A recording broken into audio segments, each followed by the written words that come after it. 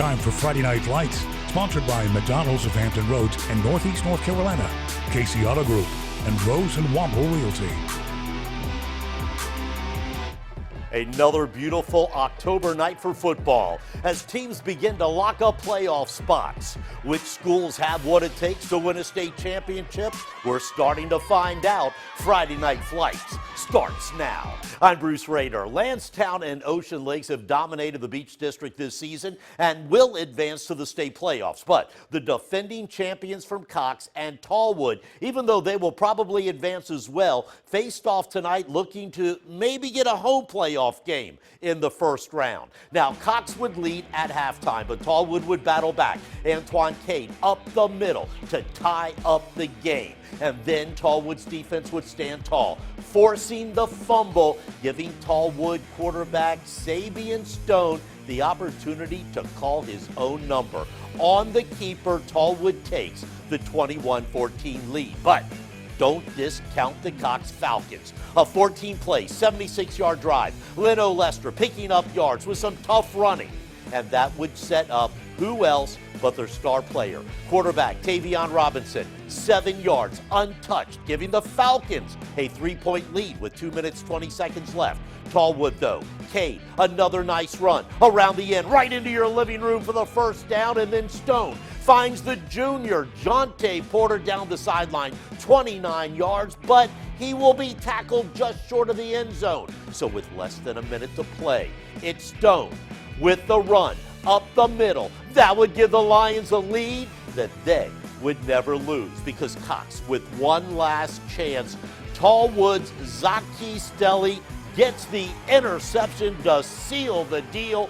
Tallwood with a 28-24 win, a big late season victory for the Lions. Staying at the beach, Kellum trying to snap a 3-game losing streak at home against Green Run. Green Run would get the ball to start the game, and things look pretty good here as Green Run's Quante Anderson gets to the sidelines. A decent game. Same drive, Nate Harden rolls to his right, but the Kellum defense comes through. Jalen Sloan is there for the interception for Kellum. And at that point on, Kellum would just run over Green Run all night. P.J. Zekin follows his blocks into the end zone for one of his 3 touchdowns. Adian Ashby, he would come up with another big run. So he and Jovan Hassel and Joe Burris, big nights for all those backs as Kellum racks up over 330 yards on the ground and beats Green Run 42-8. How about a private school showdown? Bishop Sullivan Catholic, a rare Friday night home game, hosting Royal Imperial, a school that came all the way from Ontario, Canada. Quarterback Tyler Dessou, he'll play in the Big Ten at Maryland next year. Hey, Quentin Gregory there. Bishop Sullivan tries the trick play. Dessou throws a lateral to Tavion Chandler, who throws it to Valoran Johnson for the touchdown. Homecoming at Bishop Sullivan. And on this night, the Crusaders would not disappoint their home crowd as they roll a 68-0 shutout, which means it's time to welcome this week's special guest host.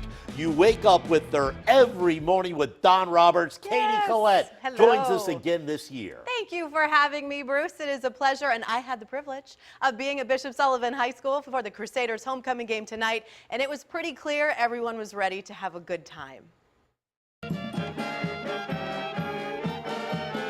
The sounds of football can only be made more exciting when you add the sounds of homecoming. Homecoming queen is Maddie Betancourt.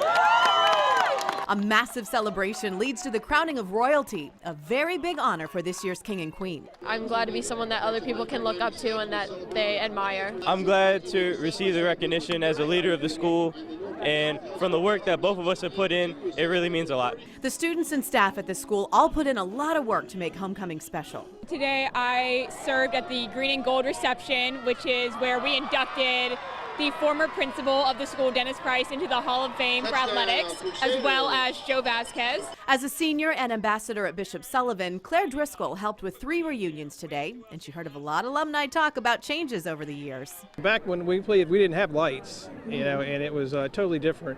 In 1983, when Mark Seymour graduated, Bishop Sullivan even had a different name. It was actually Norfolk Catholic. One thing that hasn't changed, the feeling the big homecoming game brings to everyone. The whole school comes together, so as a senior, it's kind of like you're leading the crowd, and it's really exciting to be part of this. Shout out to my sister-in-law, Claire Driscoll there, one of the ambassadors of the school. I had to talk to her. Of course you did. What a great job all those kids did tonight. They were awesome tonight. All right, now let's go to Chesapeake Deep Creek, which suffered its first loss of the season last week against Oscar Smith, back home against Nansemond River. And what a year for Deep Creek, looking to get their offense back on track against a Warriors team that's also looking for back-to-back victories. Hornets leading the Warriors 14-0 coming out of halftime. Nansemond River with the ball midway through the third quarter. Now watch the quarterback, Corey Riddick, as he goes to senior Gerard Stringer. Stringer shakes not one but two defenders. He gets an opening down the sideline into a nearly open end zone. The Warriors would now only trail 14-7. So Hornets trying to build momentum on their own drive. Junior quarterback Michael Ure with the handoff to the senior running back Damian Everett, and what a night for him. 189 yards and 2 touchdowns. Same drive, Ure again with the handoff to Everett, who gets it right down the middle. Deep Creek, oh my goodness, they are good. 28-7 over Nansemond River. In Suffolk, 6-1 Kings Fork hosting 2-5 Lakeland. We start with Lakeland in blue. Tyreek Rawlings takes the handoff but fumbles the ball, and Kings Fork recovers. So the Bulldogs now on offense, and this night would belong to Darren Butts. 200 yards and 2 touchdowns. And how about a little special teams for Lakeland's DeAndre Little? He is off to the races. No one's going to catch DeAndre Little. Touchdown, Cavaliers. But it's Kings Fork that wins its 6th straight game with a 21-6 win to improve to 7-1.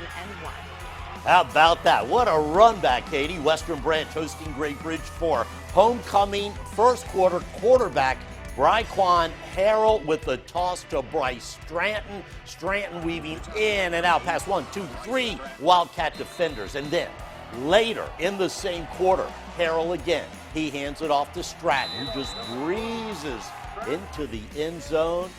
Good defense tonight, too. How about those push-ups? Western Branch wins it 49-0. Ocean Lakes with a 48-0 victory over Kempsville. Bayside, 10-point winners over Salem. Princess Anne's Daryl Jones over 100 yards and 3 touchdowns in their win over First Colonial. Grassfield shuts out Hickory. Granby comes from behind in its win over the Churchland Truckers. Heritage 40-0 over Menchville. And still to come, the Phoebus Phantoms are the team to beat in the Peninsula District, but they faced a tough test against upstart Gloucester. And action from the Eastern District, including a high-scoring shootout between Lake Taylor and Wilson. We're the Kellum cheerleaders. Don't go away. Bruce and Katie will be right back with more Friday Night Flights.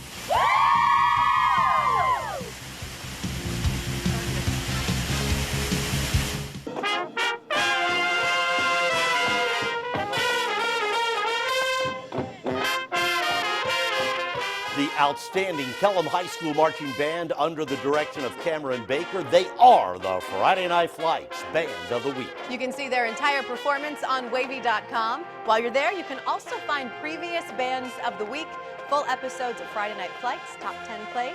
Just remember, it's all on wavy.com. Now let's go to the Peninsula. The Phoebus Phantoms, a favorite to win another state championship, fresh off their big win over Hampton, taking on Gloucester. You know, the Dukes are a tough team this season. They're trying to make the playoffs for the first time in 29 years, just like the Dodgers going to the World Series. Gloucester came to Darley Stadium to put a damper on Phoebus' homecoming, and their defense would strike first, stripping Christopher Daniel of the ball. So that's a big defensive play, but their offense turned the ball over. So Daniel comes back. Daniel with the pass to Daniel. Daniel Wright, that is. The Phoebus offense, oh my goodness, they just do not miss a beat. Wright would then punch it in on the next play. They can do it through the air. They can do it on the ground. They can do it on defense. And speaking of the Phoebus defense, Gloucester quarterback Isaiah Spencer would have a tough night with them. He throws this pick to Darrell Bryant Jr., and Daniel would get another chance, the quarterback Daniel, that is, to Jalen Wright. Phoebus remains unbeaten, 27-7, the win over Gloucester. In Portsmouth, an old-time rivalry game between Maury and Norcom. We pick it up with the opening kickoff of the second half. Norcom's George Wise ends up with the ball, and Wise starts laying down the moves. He takes the kickoff deep into Maury territory. On the same drive, Jacoby Smith hands the ball off. You'll see it happening right here to Greg Amos for the touchdown, extending the lead for the Greyhounds 13-0. On Maury's next drive, Kevin Mills throws the ball down the field to Tyshawn Granger. It is a deep completion downfield. Later on the drive, Mills going to keep it, runs it in for the score, but Maury's rally comes up short. Norcom wins it 21-7. We're going to stay in Portsmouth. The Wilson Presidents with their wonderful cheer squad hosting the Lake Taylor Titans. You know, last week Lake Taylor handed Norcom its first loss of the season, early first quarter. Lake Taylor in white on the ground. Malik Newton, 36 yards for the touchdown. Lake Taylor gets the early lead, but Wilson isn't going to go down without a fight. Look at this big play. Desmond Elliott going for it. Look at the grab by Amante Copeland. Copeland races all the way into the end zone, an 81-yard touchdown. Lake Taylor, though, played it slow and steady all night. Newton with another touchdown as Lake Taylor picks up the road win over Wilson, 55-20. To Norfolk, another rivalry game. Booker T. Washington against Norview. We start in the second half where the name of the game was defense. Right after they get their moves down. There we go. The Pilots were up 7-0. Booker T's Javon Saunders will make this massive hit, and Tavion would scoop it up to set the Bookers up for the score. Later on in the series, Larry Parker Jr. would take it in himself for the score, but unfortunately they'd miss the extra point. The Bookers would make a crucial mistake late in the fourth quarter. Norview's Jermaine McIntosh comes up with the huge interception and a nice return, all inside the 20. Ahmad Ashby would seal the deal with a touchdown run. Norview, 15-12 over Booker T. Washington. We'll be right back. Ashby on a carry. Big rivalry game. Tab gets his first win of the season over Grafton 35-0. Poquoson over Bruton 28-17. Smithfield defeats New Kent 28-7. Lafayette wins again. Rams over Jamestown 62-7. Mansman Suffolk Academy 63-14 over Greenbrier Christian. Old Dominion looking to snap a 4-game losing streak under the lights tonight against the two-time defending Conference USA champs Western Kentucky. Welcome back Ray Lowry, the star running back. First home game since hurting his hamstring. 3 rushing touchdowns. This one, 46 yards. ODU led by 10 points late in the fourth quarter. Hilltopper quarterback Mike White, one of the best in the country, 2 touchdown passes over the final 9 minutes. His 5th of the game gave Western Kentucky the lead with 7:41 to play. 1 second left in the game.